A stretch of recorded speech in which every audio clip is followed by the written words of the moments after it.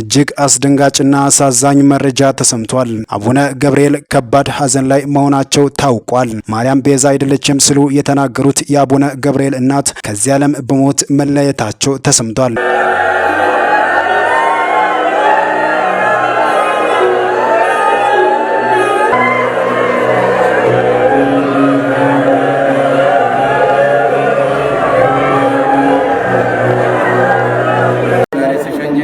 በደስታም በሐዘንም ነው። ሐዘን ከኔ በመለየትሽ አንቺ የሄድሽው ወደ ፈጣሪሽ ወደ ወደደሽ ወደ ሞተልሽ በደሙ ወደ ዋጀሽ እናትነትሽን ወደሚያከብርልሽ በእቅፍ ወደሚሰውርሽ ወደ አምላክሽ ወደ ኢየሱስ ክርስቶስ ይለሻል። የሆነ ሆኖ እኔ ደግሞ በሞት ዓለም ውስጥ ያለሁት ሌሎችም እንደዚህ ነው ያለነውና እንግዲህ ስንመጣ እንገናኛለን። መቼም አንቺ አደራ አትባይም። ዛሬ ተሸንፈሽ ምንም ነገር ማድረግ አቅቶሽ ነው እንጂ ማንም ምንም ነገር የማይሰራበት ጨለማ ሌሊት ይመጣልና በጌታ ተገደሽ ነው የተለየሽውና እንኳን ወደ አምላክሽ እንኳን በሰላም ተሰበሰብሽ። ባሳለፍነው ሳምንታት ፍኖተ ጽድቅ በተሰኘው ማህበራዊ ሚዲያ ላይ በተለቀቀው ተንቀሳቃሽ ምስል ላይ እንደታየው ከሆነ የኦርቶዶክሱ ጳጳስ አቡነ ገብርኤል ማርያም ቤዛ አይደለችም ሲሉ የሰበኩት ስብከታቸው ከብዙዎች ዘንድ ውግዘት እንዳስከተለባቸው ይታወቃል። ከዚህም የተነሳ ቅዱስ ሲኖዶሱ በአቡነ ገብርኤል ላይ ያልተጠበቀ ውሳኔ የወሰነ ሲሆን ከቤታቸው ታቅበው እንዲቆዩም ውሳኔ ማስተላለፉ ይታወቃል። ነገር ግን በዛሬው ዕለት የተሰማው መረጃ እጅግ ልብ ሰባሪ ነው። እኚህ ታዋቂውና ለብዙ ዘመናት በኦርቶዶክስ ቤተክርስቲያን ውስጥ ያገለገሉ አባት አቡነ ገብርኤል ወላጅ እናታቸው ከዚህ ዓለም በሞት መለየታቸው ተሰምቷል። ከዚህም የተነሳ አቡነ ገብርኤል ሐዘን ላይ መሆናቸውም ታውቋል። መጋቢ በጋሻው ደሳለኝ ጀግና የወንጌል አርበኛ ክብሩን ስሙን ንቆ ብቸኛ የነፍሱ አዳኝና እረኛ የሆነውን ኢየሱስን ብቻ የተከተለ አዲስ ኪዳንን በደንብ የሚሰብክ የመጽሐፍ ቅዱስ ጥልቅ አዋቂ እውቀት ያለው ሲሆን እሱ ከመጣበት ሃይማኖት አዲስ ኪዳንን ይፈሩታል። እውነቱን ከመጋፈጥ ይልቅ ይሸሹታል። ወንጌሉንና እውነትን የሰብኩትን ታድሶ የሚል ታርጋም ይለጥፋሉ። በጋሻው ግን ጨዋ ነው። ከወጣበት ከኦርቶዶክስ ቤተክርስቲያን አንድም ቀን መጥፎ ነገር ካንደበቱ ወጥቶ አያውቅም። ወንድማችን ግን ብዙ ተብሏል። በ2000 ሚሊኒየም ላይ ሐዋርያው ዘላለም እያገለገለ ከኦርቶዶክስ ሃይማኖት ቤት ድብቅ ሰራዊቶች ኢየሱስን ብቻ የሚሰብኩ ይወጣሉ እያለ ደጋግሞ መንፈስ ቅዱስ ይነግረን ነበር። ለዚህም ይህ የወንጌል አርበኛ የመጀመሪያው ቀዳሚ ሆነ። የወንጌል አርበኛው አሁን ላይ ለተገለጠለት እውነት እየኖረ ዛሬ ላይ ለሌሎችም በረከት የሆነና ወንጌሉም ሞገሱም ከበዛላቸው ሰዎች መካከል አንደኛውና ቀዳሚው ነው። ኢየሱስ የገባው ሰው ለሌላ ነገር መኖር አይችልም። እንኳን ወደ አምላክሽ እንኳን በሰላም ተሰበሰብሽ። ደግሞም ጀግና ነሽ። ጨሌውን ጣዖቱን አንኮታኩተሽ ጥለሽ በስተመጨረሻ የአባታችን የአቡነ ተክለ ሃይማኖትን አሰር ተከትለሽ እስካሁን ድረስ ታገልሽ። የሞት ሰራዊት ቢታገልሽም የማይሸነፈው የሞትን ክንዱ ብርት የሰበረ የገነነ የትንሣኤ ጌታ እነሆ በእቅፉ እንደሚያኖርሽ ተስፋ አደርጋለሁ። እኛ ሀገራችን እዚህ አይደለም፣ ሀገራችን በሰማይ ነው ብሎ ቅዱስ ጳውሎስ እንደተናገረ ሁሉ እኛም እንግዲህ በቅርብ ጊዜ እንመጣለን። በሰላም ረፍሽ ይመችሽ። ደህና ሁኑ። እና ጠንቋይ ቤት ገብርኤል ምን ይሰራል? የገብርኤል ጽዋ ገብርኤል ፓርሶ ይጠጣል። ገብርኤል ጠጅ ይጠጣል። ለገብርኤል ተብሎ የሚደረግ ጠጅ ይሄ የገብርኤል ነው ለብቻ። በሚገርም ተጣጥቦ ለብቻ ጭስ በጭስ ተደርጎ ከላይ ተወልውሎ የገብርኤል ጽዋ ገብርኤል ከላይ ቁጭ ብሎ እንዴት እንደሚስቅ እንዴት እንደሚገረም አንዳንዴ ደግሞ በጣም የሚያዝንም ይመስለኛል። አሁን ገብርኤልን የሚያክል ትልቅ መልአክ ጠጅ ተራ ስታንከራትተው አያሳዝንም? በእውነት ያሳዝናል። በእውነት ገብርኤል ቀላል እንዳይመስል። ገብርኤል በጣም ትልቅ ነው። ሚካኤል በጣም ትልቅ ነው። የእግዚአብሔር መላእክቶች በጣም የተከበሩ ናቸው። በጣም ኃይል አላቸው። ደግሞ ዝም ብሎ ተልካሻ እንዳይመስል ኃይል አላቸው። እግዚአብሔር በዓለም ላይ ትልልቅ ስራ ለመስራት እነሱን ነው ምልካቸው። የእግዚአብሔር ኮማንዶች ናቸው። እግዚአብሔር ሲልካቸው አድርግ የተባሉትን አድርጎ ገሎ አፍርሶ ገንብቶ ነቅሎ ተክሎ ነው የሚመለሱት። በዚህ ገብርኤል ስም የምታጨበረብሩ ሰዎች እባካችሁ ስለማይጠቅማችሁ ብትተው እዛ የተያዙ ሰዎችንም ወደ እግዚአብሔር መንግስት ወደ እውነተኛው መንግስት ለቀቅ ብታደርጉ ደስ ይለኛል። ይሄ ወንድማዊ ምክር ነው። እኔ ከኢዩ ጩፋ አገልግሎት ውስጥ አንዱ አገልግሎቱን አይደለም ከአንዱ ከምቃወምበት ነገር አንዱ ገንዘብ ነክ ነገር ላይ ያለው ነገር በሕያው አምላክ ፊት የተበላሸ አካሄድ ነው። ይሄም የዘይት ንግድ ፎቶአቸውን ለጥፈው እሱም አይደለም ሌሎችም ሁሉ ዘይት የሚሸጡ ሰዎች ያን ዘይት ተቀብታችሁ መርገማችሁ ይሰበራል፣ መርገማችሁ ይነሳል። ኦኬ በዘይት ሰው ጸልዮ እግዚአብሔር ታምራትን አያደርግለትም ይያለም። ግን ገበያ ላይ ግን ስታወራው በፍጹም ኔቨር በፍጹም ማንም ሰው ራሱ ኢዩ ጩፋ ቢመጣ ፊት ለፊት ባወራው ከኛ በፊት የነበሩ አገልጋዮች በብሉይ ኪዳን እንዴት ነው ማን ነው እንዲህ ያደረገ? በአዲስ ኪዳን የትኛውን ሐዋርያ ሊጠራል ይችላል? ኦኬ በምድራችን ብሎ ከተባለ ከእኔም ከፊራም ከወኒማኛም ከቴዲም ከማናቸውም በፊት ጌታ የተቀበሉ እግዚአብሔር በእጆቻቸው ትልልቅ ታምራት እግዚአብሔር ያደረገባቸው ፓስተሮች፣ ዘማሪያን፣ አገልጋዮች አሉ። ማን ነው እንደዚህ ያደረገ? ማንም እንደዛ አላደረገ። እና አገልጋይ ገንዘብ ያስፈልገዋል። አዎ እግዚአብሔር ሉተርን አስነሳው፣ ተቃወመ። አልፈልግም ይሄን ነገር አለ። 99 የመቃወሚያ ጽሑፎችን ግንባቸው ላይ ለጥፎ ጣላቸው። አሳደውት ጀርመን ድረስ ገቡ። ግን ይገርማቸዋል። እግዚአብሔር ለውጥ ማድረግ ከፈለገ የእግዚአብሔርን ለውጥ ማንም ሊያስቆመው አይችልም። በየትኛውም መንገድ ማውገዝ አይደለም። ሰውየውን ብትገለው ለውጡ ከሰማይ ከሆነ አይቆምም። በቃ አይቆምም። ምን ልታደርገው ትችላለህ? አሁን እኮ ትርምሱ ለውጥን መከላከል ነው። እንዴት ይሆናል? ይሄ ታላቅ አውራቂስ ነው። ብርቱ አውሎ ንፋስ ነው። ክንድ ይገነጥላል። የተቃወመውን ሁሉ እንደ ቅጠል እየጠረገ ይወስደዋል።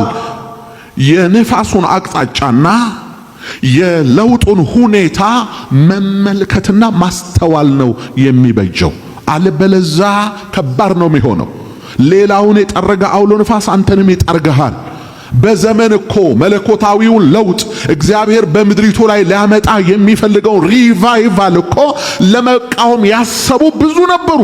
ከጌታችን ከኢየሱስ ክርስቶስ መገለጥ ጀምሮ ነገሩን ሊያዳፍኑት፣ ሊዘጉት፣ በቃ ሊበትኑት ሞክረው ነበር። ወንጀለኛ ነው ብለው ሰቅለው ገድለው መቃብሩ ላይ ደግሞ ትልቅ ግጣም ድንጋይ አድርገው ቀብረውት በቃ ጨረሰ። ያ አሳች ታሪኳ በቃ ተከታዩ ተበተኑ ተብሎ ነበረ። ግን አልተቻለም። ወጣ። ያ የተዘራው ዘር ወጣ። በጊዜውና በሰዓቱ መብቀል ጀመረ። የተማሩትን ሲያሳምጹበት መሐይሞችን ሰበሰበ። አሳ አጥማጆችን፣ እረኞችን ሰበሰበ። ስልጣን ያላቸውን ሲያሳምጹበት ተራ ሴቶችን ሰበሰበ። ለውጡ መለኮታዊ ነው። ለውጡ ተፈጥሯዊ ነው፣ ሰው ሰራሽ አይደለም። ስለዚህ ይህንን ለውጥ ማቆም አልተቻለም። ስለዚህ ሰው ሰራሽ ለውጦች ማሻሻያ ይደረግባቸዋል። ይሄን እንዲናርገው ይሄን እንዲናርገው ካልተባለ ደግሞ በራሱ ለውጡ የሚቀይረው ነገር አለ። ይሄ የሆነ ነው እዚህ ዘመን ድረስ የደረስ ነው። በሌላ በኩል ለውጥ መልካም ወይንም ክፉ ተብሎ ሊጠራ ይችላል። ምን አልኳችሁ እንዳትረሱ፣ ለውጥ ተፈጥሯዊና ሰው ሰራሽ ነው ብያቸዋለሁ አይደል? በሁለተኛ ደረጃ ለውጥ መልካም ወይንም ክፉ ሊሆን ይችላል። ይህን እንድትይዙት ነው። አራተኛ ለውጥ ከምን ይጀምራል? በሰው ልጆች ሕይወት ውስጥ ያለው ለውጥ ከአስተሳሰብ ነው የሚጀምረው። ሐሳብ ታላቅ አቅም ነው። ማሰብ የማይወድ ለውጥን ይጠላል። የለውጥ መጠንሰሻው የሐሳባችን ክፍል ወይንም ልባችን ነው። በሮሜ መጽሐፍ ምዕራፍ 12 ቁጥር 2 ላይ በልባችሁ መታደስ ተለወጡ እንጂ ይህንን ዓለም አትምሰሉ ተብሎ ተጽፏል። በልባችሁ መታደስ ተለወጡ እንጂ ይህን ዓለም አትምሰሉ። ወገኖቼ ሰውን ካላቀውና ካከበረው ነገር መካከል አንዱ ሰው ሐሳብ ያለው በመሆኑ ነው። ከምድር አራዊት ከቤት እንስሳት የሚለየው ያስባል፣ ነፃ ፈቃድ አለው። ስለዚህ የሚያስብ ሕያው ተደርጎ የተፈጠረ ፍጡር ከሐሳብ ውጪ መኖር ከጀመረ ለውጥ የማይገባውና ለውጥን የማይወድድ ፍጡር ተደርጎ ይፈረጃል። ዓለም የተለወጠችው በሚያስቡ ሰዎች አማካኝነት ነው። እያንዳንዱ በቤታችን የምንጠቀምባቸው ቁሳቁሶች፣ ወጣ ስንል የምንመለከታቸው አያሌ የአእምሮ ውጤቶች ሁሉ ከሰው ልጅ ልብ ውስጥ የወጡ ናቸው። በሰማይ ላይ መሄዱ፣ በባህር ደረት ላይ መቅዘፉ፣ በምድር ላይ መሽከርከሩ የሚጠቀምባቸውን እነዚህ አያሌ የቴክኖሎጂ ውጤቶችን ሁሉ ያፈለቀው የሰው ልጅ ልብ ነው። ስለዚህ የሰው ልጅ ልብ የሐሳብ መፍለቂያ ነው። የትኛውን ሐሳብ ቢወድድ በጎ፣ ባይወድድ ደግሞ ክፉን ሐሳብ ያፈልቃል። አሁን እኔ እያወራሁላችሁ ያለሁት ስለ አማኞች ልብ ነው። የአማኞች ልብ ጌታ ኢየሱስ ክርስቶስን ካመኑበት ቀን ጀምሮ ተቀይሯል። በመጽሐፍ እንዲህ ተብሎ ተጽፎ ነበረ፣ የድንጋዩን ልብ ከናንተ እወስዳለሁ፣ አዲስ የሥጋ ልብ እሰጣችኋለሁ ተብሎ ተጽፏል። ያ አዲስ የሥጋ ልብ የተባለው አዲስ ልብ፣ አዲስ አስተሳሰብ ነው፣ አዲስ ዕውቀት ነው፣ አዲስ መረዳት ነው። ይህም ለአዲሱ ፍጥረት የሆነለት ነው። የአዲሱ ፍጥረት ልብ ከፍጥረታዊው ሰው ወይንም ከወደቀው አዳም አስተሳሰብ የተሻለና የተሻለ ብቻም አይደለም፣ በእጅጉ የተለየ ነው። መንፈሳዊ ነው። በአዲስ ዕውቀት የተሞላ ነው። የአዲሱ ፍጥረትን የሕይወት ሥርዓት የሚቃኝ ነው። አዲስ ኪዳን የሚባለውን እውነት ጠንቅቆ የሚያውቅ ነው። ስለዚህ አዲስ ነው፣ አዲስ ነው። ለዛ ነው በመጽሐፍ አሮጌው ነገር አልፏል፣ እነሆ ሁሉም ምን ሆኗል? አዲስ ሆኗል ተብሏል። አዲስ ተፈጥሮ ነው፣ አዲስ አስተሳሰብ ነው፣ አዲስ መንገድ ነው፣ አዲስ የሕይወት ሥርዓት ነው። ለዛ ነው ወደ አዲስ ኪዳን ስንመጣ በመንፈሳችን በኩል ያለውን ብቻም አይደለም፣ በስጋችን በዚህ በፍጥረታዊው አካል ላይ ያለው አእምሮ እንኳን እንዲቀየር የእግዚአብሔር በጎ ፍቃድ ሆኗል። ለዛ ነው በልባችሁ መታደስ ተለወጡ እንጂ ይህንን ዓለም ምን አትበሉ፣ አትምሰሉ። ወገኖቼ የአማኞች ልብ በየዕለቱ እየተለወጠ ይሄዳል። በምን? በዚህ ብቻ ነው የአማኞች አስተሳሰብ የሚቀየረው። አለበለዚያ ሰው በጌታ በኢየሱስ ክርስቶስ ስላመነ ብቻ ተለውጧል ብለህ መታስብ ከሆነ የዋህነ። ጌታ ኢየሱስ ክርስቶስን አዳኝ አድርጎ የተቀበለ ስንት ያልተለወጠ፣ ስንት ያልተቀየረ ማህበረሰብ አለ መሰለ። በቆሮንቶስ ቤተክርስቲያን አብዛኞቹ ሲያስቸግሩ የነበሩ ሰዎች እኮ ጌታ ኢየሱስ ክርስቶስን የተቀበሉ ናቸው እኮ። መንፈሳዊያን አሉ፣ ግን ደግሞ ፍጥረታዊያን አሉ፣ ስጋዊያን አሉ። ወገኖቼ እኛ የእግዚአብሔርን ቃል በመስማት በየጊዜው በምንሰማው ቃል እየተለወጥን የምንሄድ በለውጥ የምናምን ህዝቦች ነን። ክብር ለእግዚአብሔር ይሁን። ስለዚህ ነው በሮሜ መጽሐፍ በልባችሁ መታደስ ተለወጡ እንጂ ይህን ዓለም አትምሰሉ ተብሎ የተጻፈው። የአማኞች ለውጥ በአብዛኛው ከውስጥ ወደ ውጪ ከውስጥ ነው። የትኛውም የጦር መሳሪያ በላይ ገንዘብ አደገኛ ነው። ገንዘቡን ረግጣችሁ መያዝ ስትችሉ እግዚአብሔር ያንን ስዕብና ሲሰጣችሁ፣ ያንን ገንዘብ፣ ያንን ኃይል ሲሰጣችሁ፣ ያንን ጥበብ ካልሰጣችሁ በስተቀር ገንዘብ እንደ አምልኮ ነው፣ እንደ አምላክ ነው። ብዙዎቻችን ዘንድ አምላካችን ገንዘባችን። ለምን? ንግግራችን ከገንዘባችን የተነሳ ስንናገር የምንመካው ባስቀመጥነው ገንዘብ ነው። ባስቀመጥነው ገንዘብ ልክ ነው ንግግራችን። በምድር ላይ አለ የምትለው የጦር መሳሪያ የገንዘብን ያህል አጠፋ። ግን ገንዘብ አገልጋይ ስታደርገው፣ መገልገያ ስታደርገው፣ እግዚአብሔርን ከላዩ ላይ አድርገ ረግጠ ስትይዘው ገንዘብ የዛኔ ተገዥ ይሆናል ማለት ነው። ጉልበት የለውም። ጉልበት ለማን አሳልፈ ሰጣት?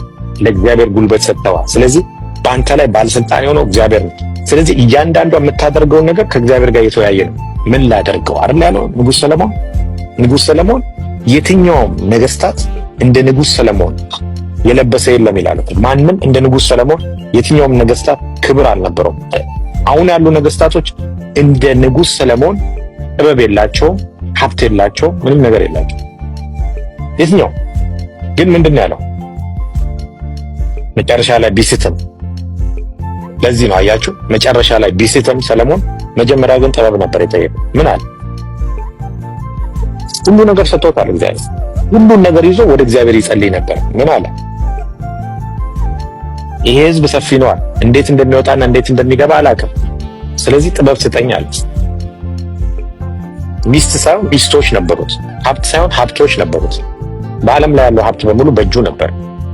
እስራኤል እንደዚህ ሳትፈርስ የታላቁ እስራኤል ገዢ ነበር። ሁሉን ነገር ማድረግ የሚችል ነበር። የእሱን ጥበብ ለመስማት ብዙዎች ሄዱ ነበር። መጨረሻ ላይ ግን የባዕድ የጣዖት አምልኮ የምታመልክ ሚስት አገባ አይደል? የእግዚአብሔርን ተወ። ለዛ ነው እንግዲህ ፓወር ሲበዛ ስልጣን፣ ገንዘብ፣ ስልጣን ኖሮ ገንዘብ ኖሮ ሁሉ ነገር በእጅ እንዲያስክ ሲገብ ስታስበው እግዚአብሔርን ተረሳል። ስለዚህ እግዚአብሔር ሲሰጠን ከመስጠቱ በፊት እኛን ሊሰራ ይገባል። ስለዚህ ከስጦታዎቹ በፊት እኔን ስራኝ፣ ከመስጠት በፊት እኔን ስራኝ። ለሚመጣው ስጦታ እኔን ስራኝ። ለምን? እንዳይወስደኝ፣ እንዳይጠርገኝ። ስለዚህ አንዳንድ የስህተት ትምህርቶች እየጨመራችሁ አሳዛኝ መስላችሁ ከልጅነቱ ጀምሮ እንደ ሕፃን ልጅ እየተከታተለችው እሱ የሚያደርገውን እሷ እያደረገች ያደገ የሚመስላችሁ መጽሐፍ ቅዱሳዊ ትምህርት የሌለውን እየጨመራችሁ ያልሆነ ስሟን የቅድስት ድንግል ማርያምን የክብር ስም ሰማይ ጠቅሳችሁ ጭራሽ ለፍርድ ትመጣለች። ወርቅ ተጎናጽፋ ተነስንሳ የወርቅ ጫማ አድርጋ ለፍርድ ትመጣለች እያላችሁ እየሰበካችሁ ሰውን ወደ ገደል እየከተታችሁ ስለሆነ አባታችንንም በመጽሐፍ ቅዱስ ጥያቄ አፋጣችሁ ክሰሱልን። አይ አባታችን ደግሞ በመጽሐፍ ቅዱስ ትክክል ከሆኑ እናንተ የስህተት ትምህርታችሁን አቁማችሁ የተረት ተረት ትምህርታችሁን አቁማችሁ ምን ማድረግ አለባችሁ? ወደ ትክክለኛ ወንጌል መመለስ አለባችሁ ላሉ እሳቸውን ለምን እንደማታሸንፉ ልንገራችሁ። እሳቸው የያዙት የዓለሙን ጌታ ኢየሱስ ክርስቶስን ነው። እናንተ የያዛችሁት ጳጳሶቹ ገለመሌዎቹ ገለመሌ ነው ማለት እናንተ የያዛችሁት ተረት ተረት ነው። ልዩነቱን ነግራቸዋል። እናንተ ተረት ተረት ይዛቸዋል። እሳቸው ደግሞ የዓለም ቤዛን የሆነው ኢየሱስ ክርስቶስን ስለያዙ በደንብ አድርገው ውጤቱን ወደ ፊት የምናየው